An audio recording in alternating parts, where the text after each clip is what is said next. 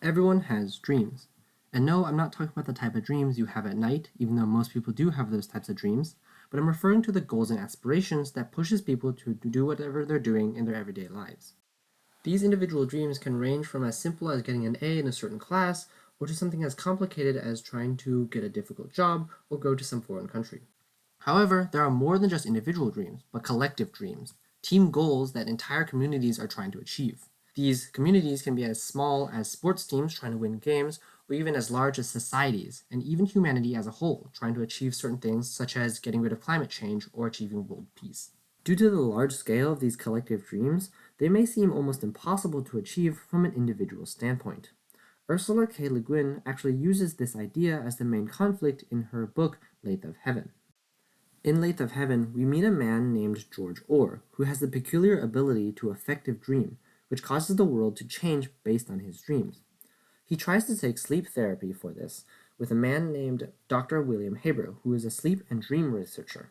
However, during their sessions, the researcher, Dr. Haber, learns of this ability and actually tries to take advantage of it, using hypnosis in order to change the world and create a perfect world.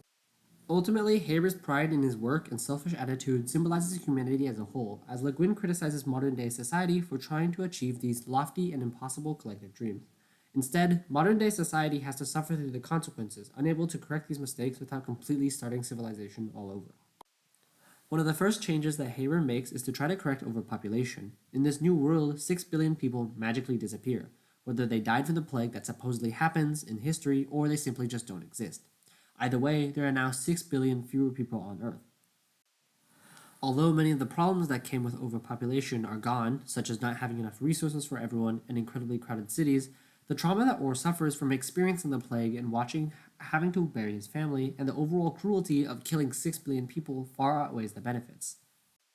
The very fact that overpopulation could only be solved through a widespread plague really goes to show how badly of a problem this is for current day society, not to mention that this population problem is still growing.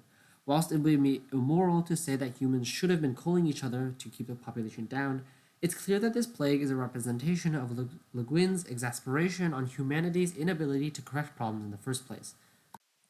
In the current day, overpopulation can't even be considered a goal, but rather just an impossible dream. The only thing we can do is try to lessen its effects. The next change that Haber makes to the world is to try to solve all the wars going on all over around the world. Instead of having the humans fight each other, he has them all fight against a common enemy, a species of aliens that Orr came up with. The very fact that even in this new changed world, that humans are still in conflict just with a different enemy, reflects real life and how humanity has always been in conflict with each other. Nations have always fought for land and resources, and there's never been a time where huge world peace has been achieved. Ultimately, the intergalactic war ends when the aliens offer peace. Such a simple solution is Le Guin's message on what we as humans should have done long ago when nations first started.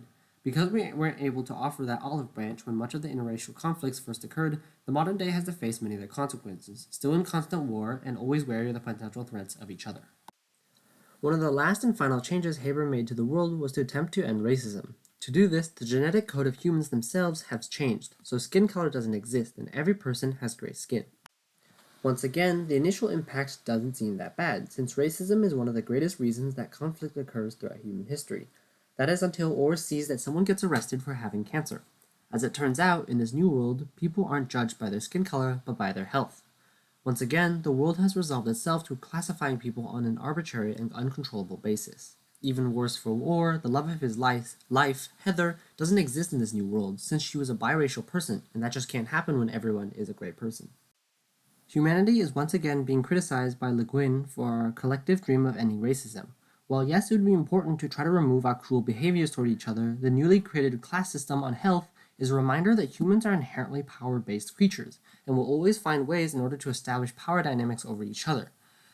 At this moment in time, it would be impossible to try to get humans to recognize each other's differences after quite literally centuries of class dynamics and racist conflicts. Arguably, older generations didn't have the same technology to both recognize or correct some of the past mistakes that were mentioned, but just the same, they were also the ones to create these problems in the first place. As Le Guin reminds us in Lathe of Heaven, it's impossible to create a perfect world, and the goals that we are trying to achieve today can't so easily be solved, even with the ability to change reality. Having made so many mistakes in the past, the best hope for humanity now is to try to learn from them, since we don't have a George Orr to reverse the nightmare that is today.